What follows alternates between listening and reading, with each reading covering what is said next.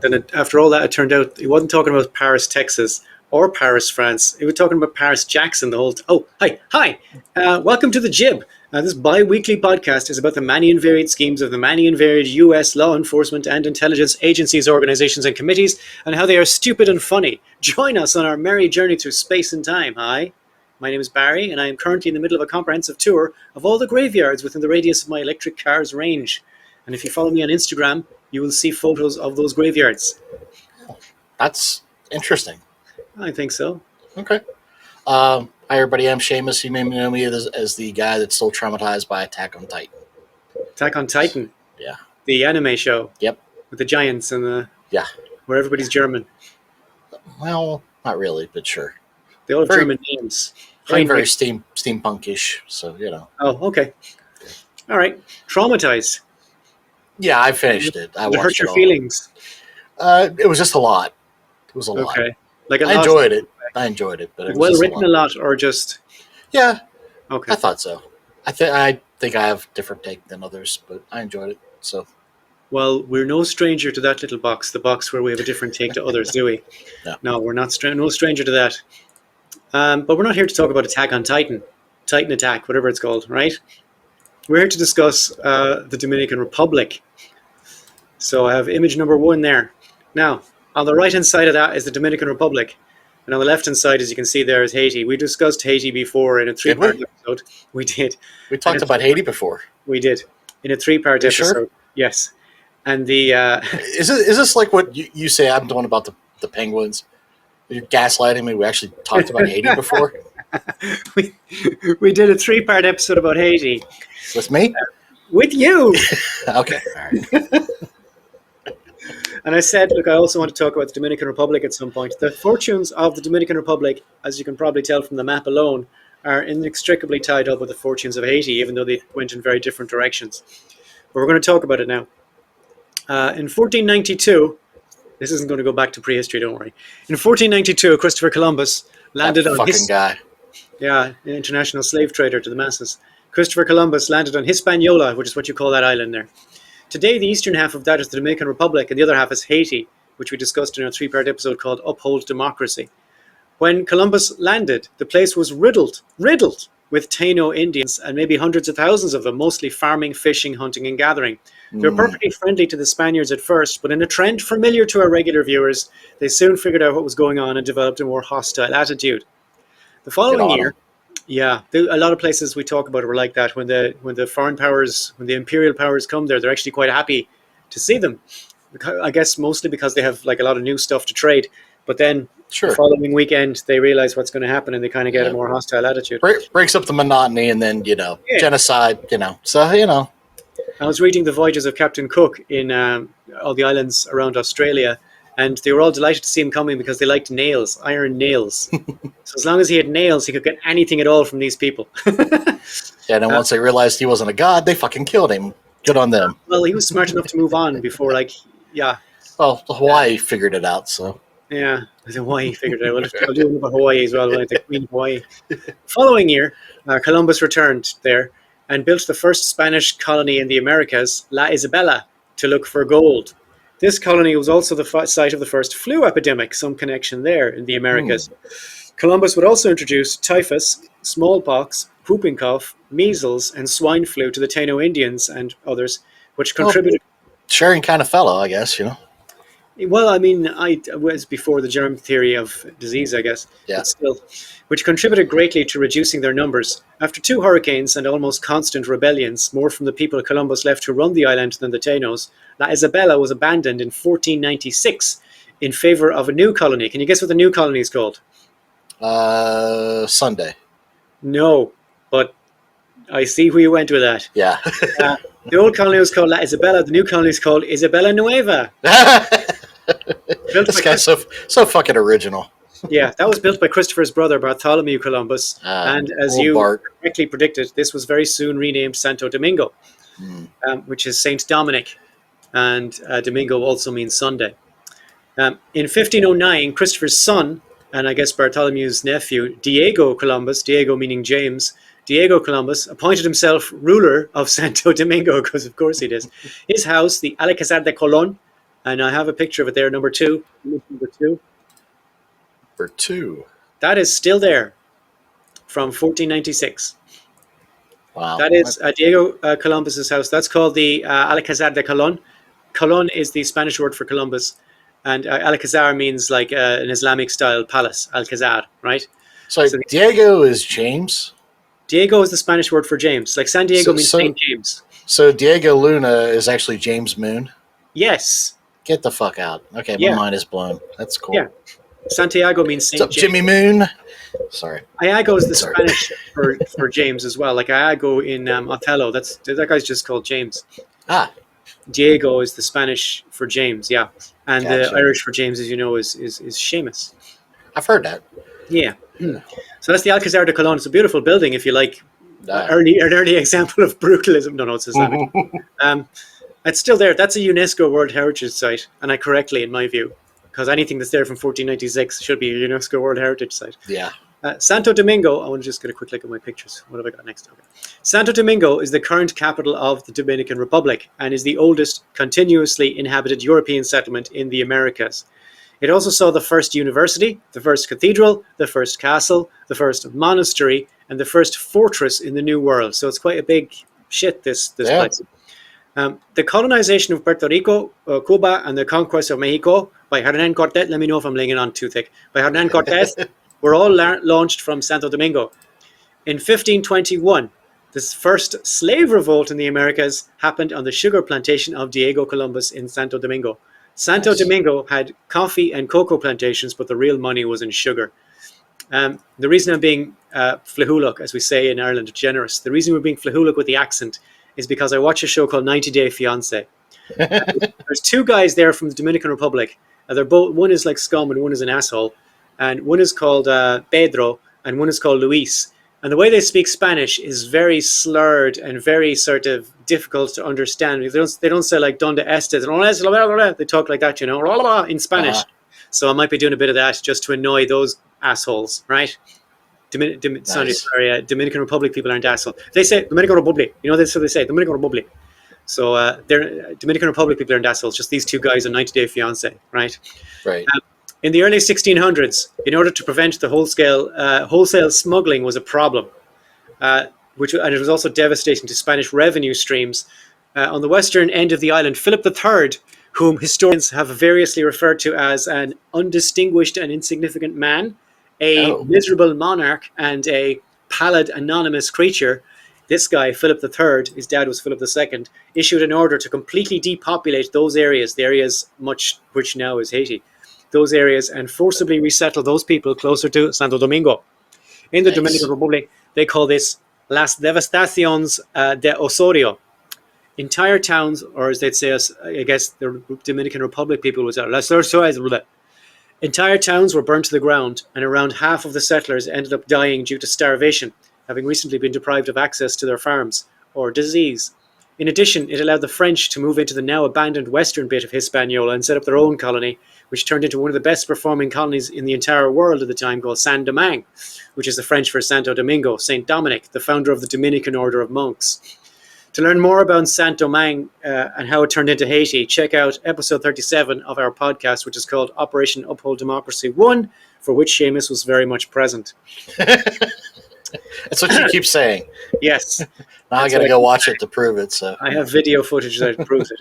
In 1655, Santo Domingo was attacked by a fleet sent by English General Oliver Cromwell. that prick. Yeah, so highly regarded in England that there is currently a statue of him right now outside the English Parliament.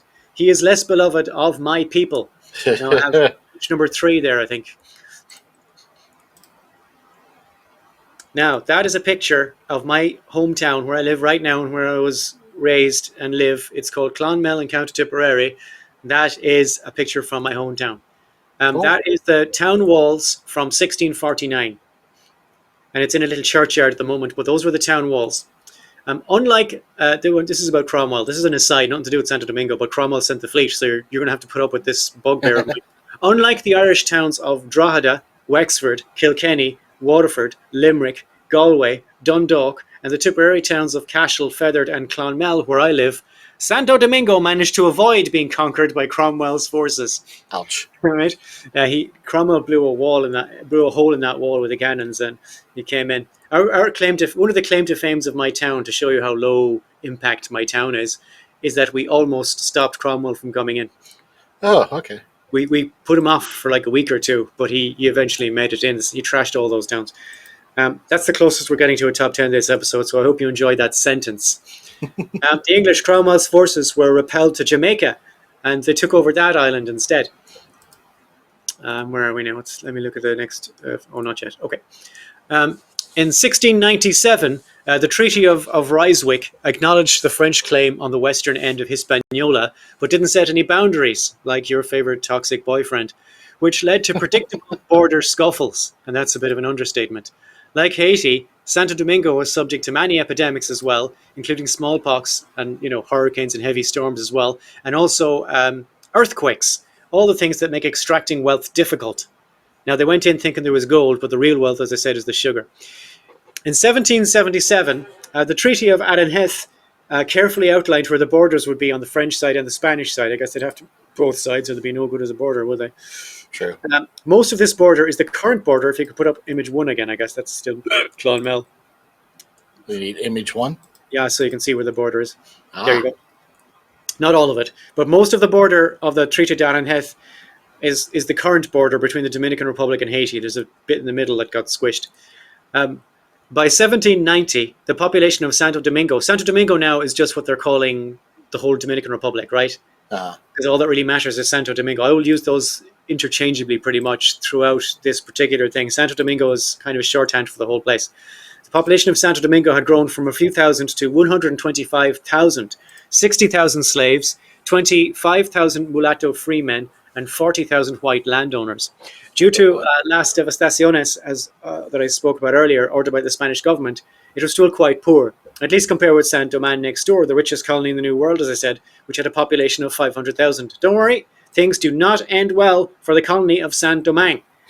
For more details on exactly how bad it went, see episode 39 of our podcast, which is called Project Uphold Democracy 3, for which Seamus was present. In 1795, the Spanish signed the Treaty of Basel, which gave Santo Domingo to the newly freed Haiti, which was at the time working closely with France in exchange for various concessions, including the return, Spanish signed it in exchange for various concessions, including the return of a Spanish province which had been occupied by France. Between 1795 and 1809, the history of the Dominican Republic is the history of Haiti, which we've already covered in another podcast, series of them. But the Spanish managed to retake their end of the island under Dominican General Juan Sanchez Ramirez. Do I have a picture of Juan Sanchez Ramirez? Yes, I do. Image 4, please. There he is. Now, that is Juan Sanchez Ramirez. The Spanish managed to retake their end of the island under the control of Dominican General Juan Sanchez Ramirez, with help from some British gunships out of Jamaica. In fact, the French made it a point to surrender to the British and not Ramirez or the Spanish. This was a part of Ramirez's pitch. This is his actual words. Believe, I assume he said it in Spanish, believe that without thinking more than about this important matter, I will not omit a step, nor avoid discomfort, nor fear dangers, until I see the Spanish flag raised in Santo Domingo. And with that, a voice of joy, we joyfully shout, long live Ferdinand VII, our Emperor, and King Augustus. That was his pitch, which would, of course, to me now, if I was a native-born Dominican, would leave me fairly cold, but apparently they liked it. A true believer, he was immediately made the governor of the colony. This is a statue on the photo. This is a statue of Sanchez Ramirez in Plaza Juan Sanchez Ramirez in Cotuí, the capital of Sanchez Ramirez province in the Dominican Republic. So I guess they like him, right? However, his rule, he did set a trend. He wasn't great, but he did set a trend. It's good to be what do they call it in business? When you're the first mover, is it? In the market. Yes, trendsetter. Yeah, he's a trendsetter when it comes to Dominican independence, even though he signed immediately up to the Spanish. His rule was so terrible that it was called España Boba, or Stupid Spain. Partly due to, España Boba, brilliant. Partly due to the lackluster policies of Ramirez. For instance, he reintroduced slavery after the French had abolished it. Boo. Yeah. But mostly due to the concentration of Spanish resources on Cuba, Santo Domingo did not do well. it was pretty much ignored by Spain, which meant he could do whatever he wanted, and it's never good to leave a guy in control with no accountability, you know? That's what I've heard. Yeah. Several attempts were made to fight for independence during this time, and there were even a few attempts to merge back with Haiti, which I am, for because I like you guys, I am saving you the details on. In 1821, one of these attempts led to the proclamation of the Spanish Republic of Haiti, is what they called it. And this lasted about 3 months until Haiti reclaimed the land under Jean-Pierre Boyer, which we discussed in the previous podcasts. And it became a part of independent Haiti again. Boyer was offered the keys to the city, but he said, this is his quote, "I have not come into this city as a conqueror, but by the will of its inhabitants," which must have been bullshit. Okay, you can put us back up. You can main screen the two of us, I guess. There's the two of us. Hey, how are you doing, guys? Hey, what's up? The good news is that slavery was abolished for good this time, and there was never any more slavery in Dominican Republic, at least not except the kind of slavery that we're all subject to. The bad news is that this part of Haiti would be basically used as a cash crop farm to fund Haiti's activities, even though they said it was a part of Haiti. It was like they were treating it like the breadbasket, you know? Yeah. The Spanish language and Dominican customs were deprecated, and all white landowners were immediately dispossessed due to the Haitian law, which said that white people, apart from Polish people who were legally black under the Haitian constitution, white people were barred from owning land. And you remember that in our last podcast. Ha! You were there! Oh, yeah, you guys are right. Polish people were legally black in Haiti. So that's, if you want to know what the fuck that's about, do watch our last podcast where I explain it in detail. But white people were banned from owning land, so any white landowners in Dominican Republic were immediately dispossessed. The large number of slaves who had no idea what to do now that they were free were more or less compelled to join the army. And this is again this is quite a common thing in slave. If you have a bunch of slaves and you make them all free, what are they supposed to do? They're not going to be fucking crypto bros like overnight. So a lot of them end up joining the army. And that, sometimes there's the impression that might have been the intention all along. Yeah. I don't know. I don't think that's true in America, but in some places that had slaves, they was kind of saying, well, this will be handy, you know, for the army. In 1844, a secret group of revolutionaries called La Trinitaria, I guess, because they operated as a series of 3-person cells, after years of laying the groundwork, declared a free and independent Dominican Republic. This is in 1844. Haitians were expelled and all Haitian assets were seized. The following years were marked by many invasions and attacks by Haiti and the Dominican Republic on each other. It was pretty vicious and brutal and constant, but do like this the whole time. Matched only by the series of internal attacks and counterattacks by the Dominican Republic people at the top for dominance over the new republic. I have image number 5 there. You got it? Okay. There's the man. 1861, Pedro Santana, who had that's Carlos Santana. Yeah, I'm aware of that. Image number 6. What's that? Image number 6. There he is. Okay.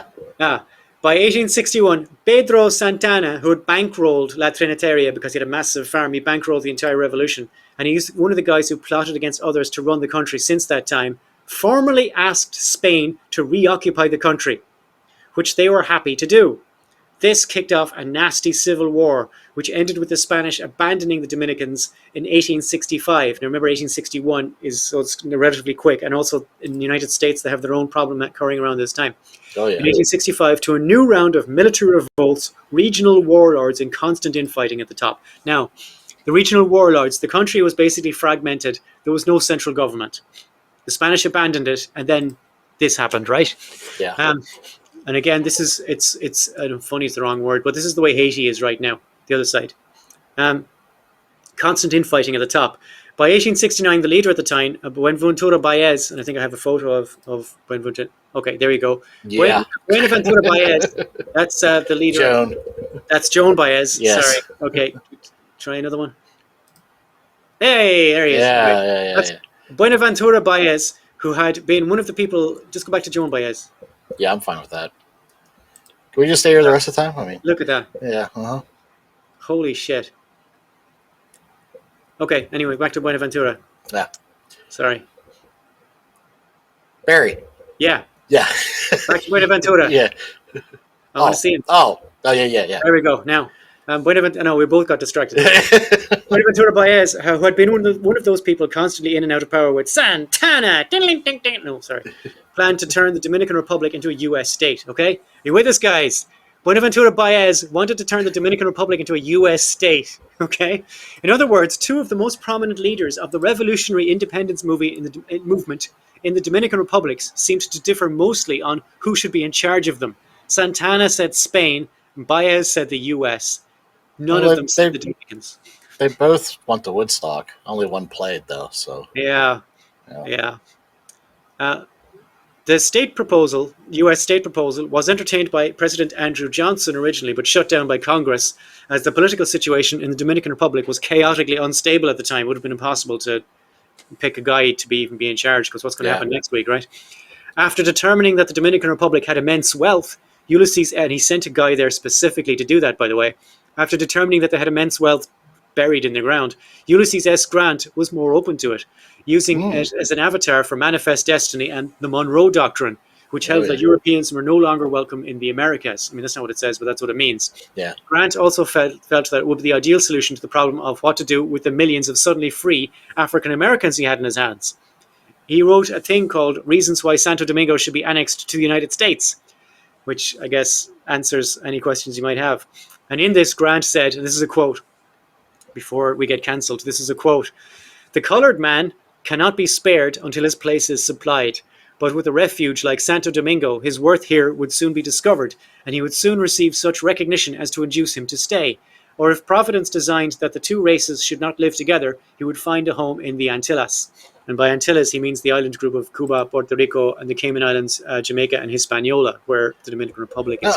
Isn't it kind of funny, though, that a guy who fought for the North and freeing slavery would still be a little bit racist? Isn't that weird? I mean, it's almost like the war wasn't really about liberating people. It was maybe about capitalism and free labor and how that would, benefit the North if the South didn't have free labor. And, I don't know. There was states' rights and slavery. There was a lot of southern states that did that. They themselves believed it was about slavery because they kept writing about it.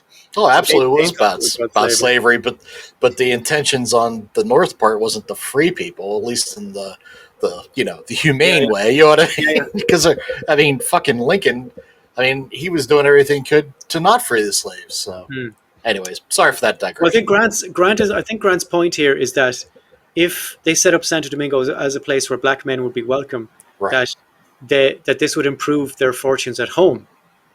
And I'm not sure. And also, I think that he didn't want to have to deal with the issues of Reconstruction, at least in that. Yeah, it was a pain in the ass. Yeah, exactly. So, yeah, it was going to make things easier for him. Yeah, it wasn't made any better by the endemic racism, of course. But anyway. Exactly. But I don't know. I'm still blown away by the guys who wrote "All Men Are Created Equal" and all the slave owners. Yeah. So your other featured podcast, the Founding Feckheads, rather. Yeah, we haven't done one of them. We'll have to do one soon. I think once you say something like slavery is the problem, you're basically saying capitalism is the problem. Because slaves don't get involved unless you're overproducing. Yep. You're producing more than you need, and the only reason you produce more than you need is for trade.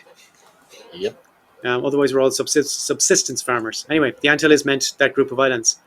Critics of this plan, the plan to make it a state, and Baez's plan, critics of this plan, of which there were many, argued that the entire plan appeared to be written solely to protect wealthy American interests on the island and to politically protect the pro-American Baez from a Haitian invasion or even from his own internal dissenters. As evidence for this, I know it's hard to believe, isn't it? Yeah. As evidence, but the point is that there were critics at the time who were saying this, right? So it's not like me coming at it from a retrospective view. They were saying this at the time. As evidence for this view, they presented the American battleships menacingly parked off Haiti during these treaty negotiations. He sent ships down. Yeah. The treaty was rejected by Congress in 1870. Some senators did not welcome the idea of essentially adding on a black state to the Union, and some thought for racist reasons, and others thought it would be they didn't really so much care about that, but they thought it would be too expensive to maintain. They might have been right about that. As ever, the views of the Dominicans themselves were not entertained. Baez did conduct a plebiscite asking Dominicans if they wanted to be a US state, but as there were only 11 votes against, 11, it seems reasonable to cast doubt on the integrity of that referendum. Baez was deposed soon afterwards. The following years saw more instability, coups, counter-coups, military dictatorships, and oppressive governments. You can put up, what's image 9? Yeah, you know him, right? Mm-hmm. Everybody knows him. Okay. In the middle of all this, the US managed to secure access to the Dominican customs, which was their main source of revenue. The US agreed to take responsibility for the Dominican national debt, which was massive, and they further agreed to use the proceeds from the customs to pay that debt. This agreement was made to avoid the entire country bankrupting itself, while warships from France, Germany, and Italy were dispatched to Santo Domingo to pursue their claims. Things were looking rough, and the US just kind of jumped in. Now, the US jumped in here not because they loved the Dominican Republic, but because they didn't want the Monroe Doctrine. They didn't want French, German, and Italian warships haunting the Caribbean, right? Yeah. So the US jumped in. Roosevelt, this guy, sent US warships and convinced everyone to make the US the Dominican Republic's only international creditor, which in the real world meant that the US was running their economy now. And in 1905, this arrangement was regularized when the Dominican peso was replaced by the US dollar as legal tender. Okay, then. This was the first exercise of what is called the Roosevelt Corollary to the Monroe Doctrine. The Monroe Doctrine, remember, says that European countries are not welcome in the Americas. Right. The Roosevelt Corollary to the Monroe Doctrine says, now this is the quote, a direct quote, "If a nation shows that it knows how to act with reasonable efficiency and decency in social and political matters, if it keeps order and pays its obligations, it need fear no interference from the United States. Chronic wrongdoing or an impotence which results in a general loosening of the ties of civilized society may, in America as elsewhere, ultimately require intervention by some civilized nation. And in the Western Hemisphere, the adherence of the United States to the Monroe Doctrine may force the United States, however reluctantly, in flagrant cases of such wrongdoing or impotence, to the exercise of an international police power." So before the Monroe Doctrine was European countries are not welcome, and now it's if anything's going wrong in any of these countries, we reserve the right to interfere. Right. For no reason at all. There's no democratic reason for this. There's no any reason for it. They've just decided this is now what we're doing. The central justification for the quote ends. The central justification for this was, of course, the original Monroe Doctrine, which was designed to keep the European powers away from the Americas. This madness, the Roosevelt Corollary, would later justify the invasions of Cuba, Nicaragua, and Haiti itself, among others. And we have episodes about all those things. Mm-hmm. The following years saw more instability, rebellions, coups, counter-coups, and full-blown civil wars.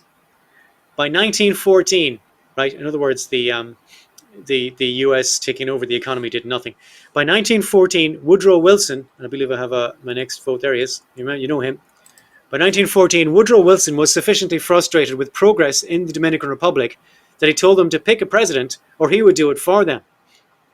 A president, he said it directly. A president was chosen, but that guy started looking unsafe very quickly. Despite U.S. offers of military assistance to maintain this presidency, he resigned on the 7th of May, 1916. On the 16th of May, 1916, U.S. troops landed in the Dominican Republic, where they would remain in occupation until 1924. Wow. That is where this part of my Dominican Republic story ends, with the U.S. occupation, which means we'll be kicking off with the U.S. occupation in 2 weeks. Okay. If that's okay with Seamus. Yes.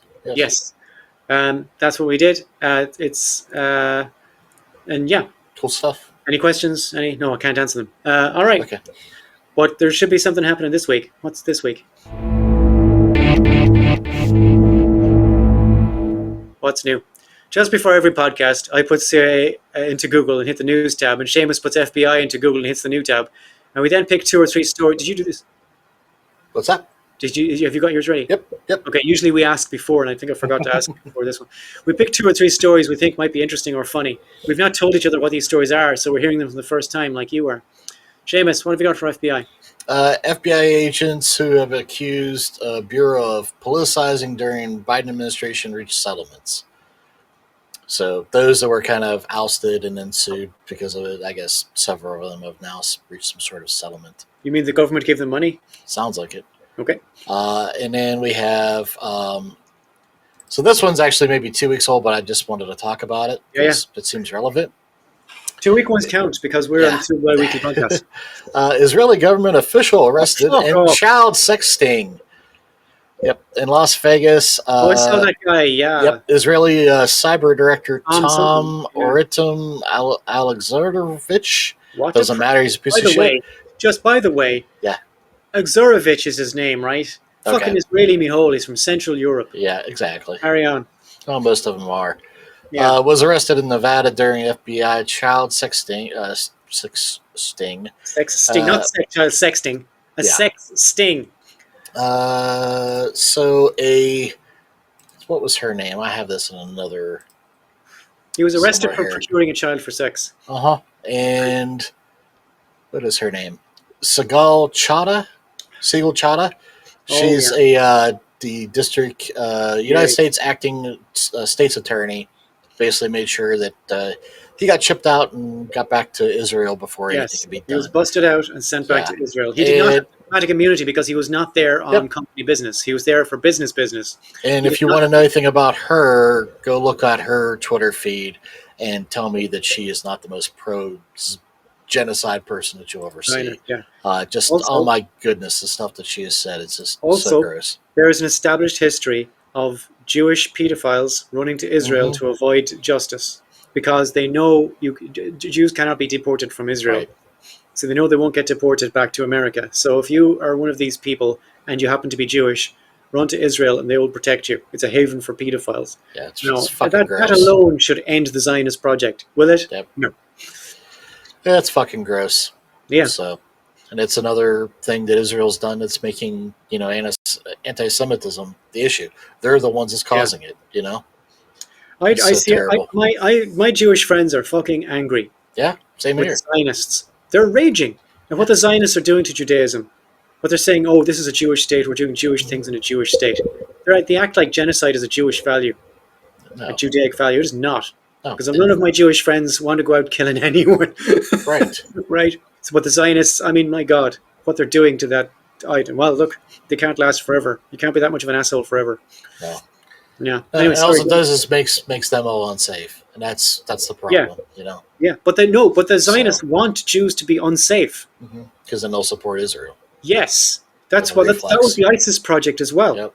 The Al Qaeda project in Syria and those countries was to make Muslims unwelcome in European countries, because then they will clump together and they won't assimilate.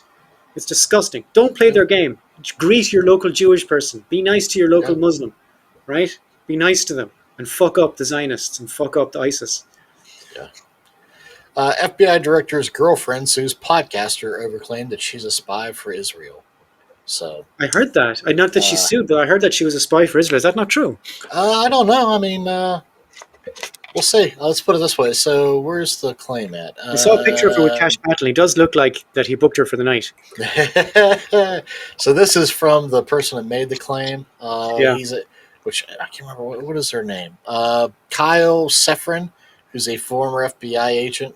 And on the podcast, quote, FBI Director Kash Patel has had his own little honeypot issue that's been going on of late, so we're going to acknowledge it publicly.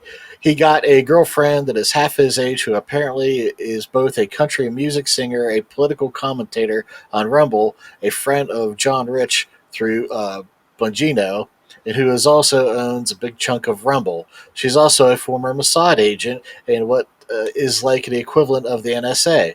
But I'm sure that's totally because she's really looking for a cross-eyed, kind of thickish built super cool bro who's almost 50 years old who's Indian in America. It's nothing to do with the fact that we're really close to Trump administration. Anyways, I'm sure that's totally just love. That's what love looks like. Wow. Sorry, that's kind of funny. What's sad is that she's suing him over this. What's sad is that the Israelis would think that they would need to have an agent on the inside when the Americans would just tell them anything they want to know. Yeah, exactly. Cash Patel delivers, doesn't he, in the old What's New section? Never gets old. Yeah. So, but okay. We didn't have, by the way, we've done an episode about Cash Patel as well, if you want to check that out. Yep. That's you? Yep, that's all. All right. That's all you. Let's talk about the CIA. Hey. And this time, none of our stories crossed each other. I'm glad not to cross streams, Yeah. Don't drink the yellow snow. Tensions rise, and NBC says tensions rise between Tulsi Gabbard and the CIA chief after her disclosure of undercover officer's name. Oopsies. Director of National Intelligence Tulsi Gabbard blindsided CIA leaders last week when she disclosed the name of an undercover CIA officer on a list of people she stripped of security clearance. Right? Oh, jeez. Trump, where are we? The CIA, this is another one on Washington Post, says Trump Gabbard fired top CIA Russia expert days after the Alaska summit. The CIA officer was due to take up a prestigious assignment in Europe approved by CIA Director John Ratcliffe. Instead, her security clearance was summarily revoked days after Alaska. So you worked that out, right? Yeah.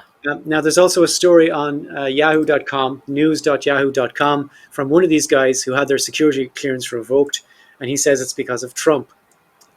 He says, Ms. Gabbard unironically decries the politicization of intelligence, where analysts allow political bias to affect their work, when these revocations are one of the most nakedly political acts in the history of the ill-conceived role in which she serves. Let me explain how I believe I ended up on Tulsi Gabbard's list. And he does explain, if you're interested. And the rest of that, I'm not going to read it out. The last one is, you're going to like this. Okay. It's ex-CIA officer publishes photos of Taliban officials' wives. Okay. A former CIA officer has posted photos of Taliban officials' wives from diplomatic passports, launching a campaign to protest the group's restrictions on women's photographs in Afghanistan. The Taliban passed a law saying that women's photos may not appear on any of their official government documents because they say it's haram under Sharia, right? Okay. It's not haram under Sharia. Right. But the Taliban, even if you were a strict Taliban, or not a Taliban, a strict Sharia person, you'd have no problem with a woman's photo on a document. Right. I promise you that. But the Taliban said no. So in retaliation for this, he published photos of official government documents of the Taliban wives with their photos on it. Correct response. And if you want to laugh more about how stupid it is, you should read that whole article. It's by Zalmay Nishat, and it's on the site Afghanistan International, which I guess is a good site to get Afghanistan news on. And that is all of my business. Cool. In 2 weeks' time, we will have the remainder of the Dominican Republic and more nefarious shenanigans. So tune in for that. Bum, bum, bum. Until then, take care of yourselves and each other. No, that's Jerry Springer, isn't it? Yeah, it is. Yeah, never mind. I don't care what you do. Good luck. Get a tattoo.